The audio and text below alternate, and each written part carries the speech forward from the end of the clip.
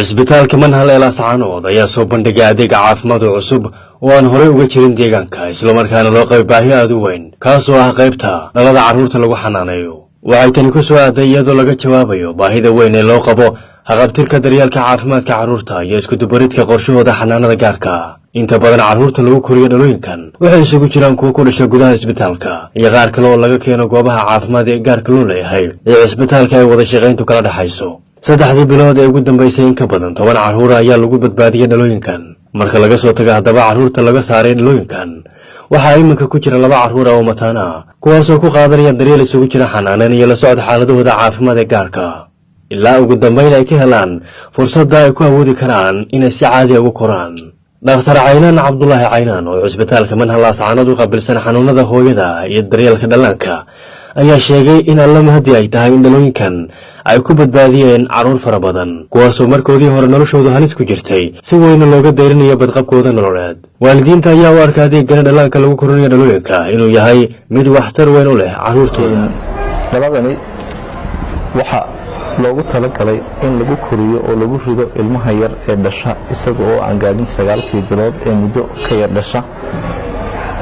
sida daraadeed maadaama aanu jirka ilmaha yar awoodeynin inuu joogteeyo cadaadiska heerkulka jirkiisu u baahan yahay, taas ayaa ku kaliftay inuu aadanuhu abuuro meel u dhiganta makaankii hooyadeed oo uu ka heli karo xaddigii diirimaadka ilmaha u baahnaa. marka dhaladani waxay u shaqaysaa qaabkaas. ilmaha yar ee dhalanaya isagoo u baahan diirimaadkii makaanka oo aan weli ka maarmin jirkiisii ayaa markuu dhasho waxaa lagu ridaa inta uu gaadhayo muddo uu kaga maarmi karo inuu jirkiisu u shaqeeyo. marka dhaladani oo sidaad ogtihiin in badan ay bulshadu baahiyo badan u qabtay, meelo badan oo fogfog loo aadi jiray, hadeer waxaa si toosa ay muddooyinkii ugu dambeysay uga shaqaynaysay isbitaalka laascaanood manhal hospital. tusaale ahaan 3 bilood ee u dambeeyey waxaa la keenay oo dhalada lagu koriyey oo ka faa'iidaystay 10 carruur ah oo marka aan idhaahdo 10ka carruura 8 ka mida ay si successful ah ugu badbaadeen dhaladaas, iyo intii ay ku jireen marxaladahoodii caafimaad ay soo marayeen ay aad u wanaagsanayd. 2 carruur ah oo ku dhashay 6 bilood wax ka yar oo awoodi waayey inay nolosha sii wadaan marka laga reebo 8 kaleba waxay ahaayeen kuwo lagu guulaystay. Cabdulaahi Xaashi isbitaalka manhalka howlgasha qaybta dhallaanka iyo dumarka ilmaha yaryar ee xilligoodii aan dhamaysan ama bilimaajuurka ah waqtigoodu u haray ama iyagoo xanuunsan dhashay ama ilmo mataanaba ah in isbitaalka uu hayo maxaa la yiraahdaa qalabkan incubatorka ah ilmaha lagu koriyo oo shabaha hooyada temperature-keedii uurka ilmaha ka badbaadinayo riski fara badan oo soo wajihi lahaa. qalabkaas intiisa badan isbitaalkan ayuu yaalaa. muhiimad fara badan uu u leeyahay hooyooyinka ilmaha noocaas dhala. aad ayay ugu mahadceliyaan kuwii iyagu ka mahad sheegto intooda badan isbitaalka ilmuhu ugu dhasheen oo ilaahay ku badbaadiyay.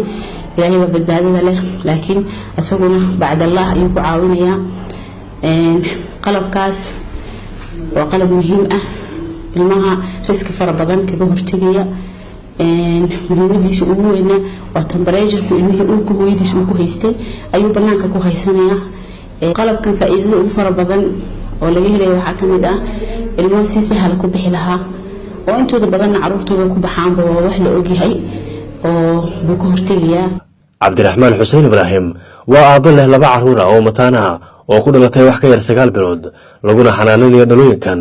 sidee ayuu haddaba u arkay adeeggan? waxaan ahay aabbaha dhalay 2 carruura ee ku jira dhalada loogu talagalay in carruurta sadkooda aan ku dhalan lagu koriyo taalana cisbitaalka manhal ee magaalada laascaanood.